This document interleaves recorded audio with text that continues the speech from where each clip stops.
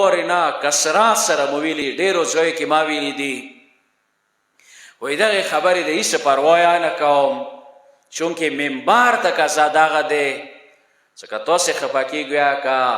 سوشل میډیا کې مشوق و ریا صرف و صرف خداوند عالم ځان حاضر و ناظر کوم څه مو تاسې که خراب شو در بدل شو حرامو ته وکړل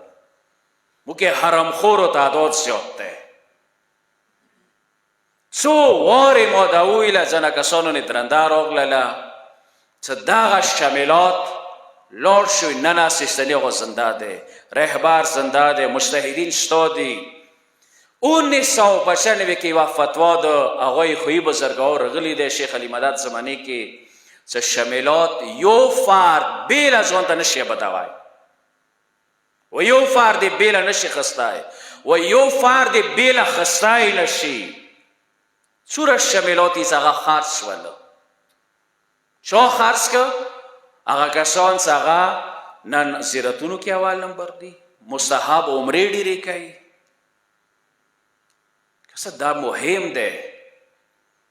دا یو مشکل دی دا یو ځای نه د یو شلوزان یا د لکمنخیلو سره خبره نه کوم نن تاسې وکړئ د دوو مؤمنانو وینه تاله شوله چې رسول الله کعبې کوټې ته مخ تاو کړلو کعبې کوټې تا ته خدای ډېر عظمت در کړی دی که تو طرف ته چا جنوار ذبح نه کوي هغه خوراک حرام دی تاسې فکر کې داسې دی که نه شیاو فکر کې په کار د قبلې طرف ته وي او څلور رګونه کټ شي او الله اکبر ورباندې چې کې وایي اوس که تا څلور رګونه صحیح کټ که الله اکبر د وویله خو که قبلې طرف ته نه وي شرعا دي خوراک چې دی نه دی جایز حرام دی او کعبې کوټې خدای تا ته ډېر عظمت در کړی دی که تو طرف ته شو پسه لول نه کو یخ پسه خوراک جایز نه دی خو که تو طرف ته چو الموز ونه کو هغه الموز چې دی اوس زره رکعاته الموز وکړه سبیل خو څه کعبې طرف نه وي هغه شی دی دوه رکعاته وکړه کعبې طرف ته هغه صحیح دی پس کعبې کوټې عظمت وکړه رسول الله یو کعبې کوټې تو ته خدای عظمت در کړی که تو طرف ته شو الموز نه کو هغه الموز باطل که تو طرف ته شو پسه لول نه کو هغه پسه خوراک چې دی حرام دی خو کعبې کوټې یاد وساته تو نه زیات عظمت خدای د مؤمن ته ورکړی دی ای مؤمن حرمت هغه تو نه زیات دی ویلې که مؤمن چا ژبې سره ازار کو که قاتل نه وینې تلول نه خو لې ژبې سره ازار شو لکه اویا ورې کعبې کوټه ړنګه کړ که بیا مؤمن وینې تلول وي بیا سوره ازار دی ته خو شی و دی مسوس نشته دی نه مخکې اکثر شلوزون کې هغه څلورو کسانو وینه تاله شوه هغه نه مخکې یوه مدوخاني کې وینه تاله شوه ما لکمنخیلو سارو کې یو مجلس و چې اهل سنت یو وړکي ما ته فون وکړلو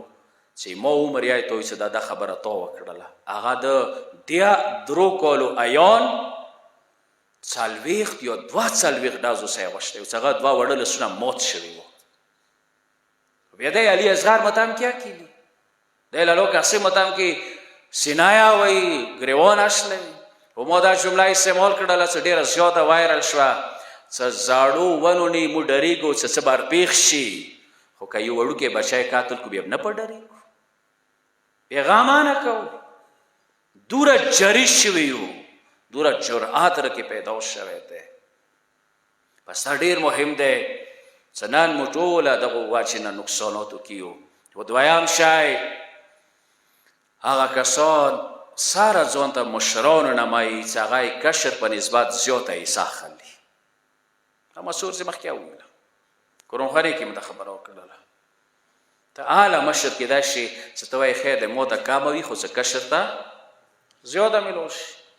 غاصب د یوه طرف ته بل طرف نه زیاته عیسی وکړي خلک دا دویمه نکته څه موضوع دریمه نکته زه تاسې نه دا یو سوال کوم خفه نه شوئ د خبرې ته ښه سوچ وکړئ ورسته ورباندې سوچ وکړئ تاسې کې هر یو کس چې کله یې لمانځه پوښتنه شي تاسې یې سیستاني هغه د څه یایي همداسې دی یایو که نه سرسایه مجتهد طرف نه سوره دی یایو که نه دی یایو که د مو خبرې د نه درندې بیا نه یایم سوره ده سرسایا خود قوم ته زه داسې یم پیوړ نه لیزایو پورې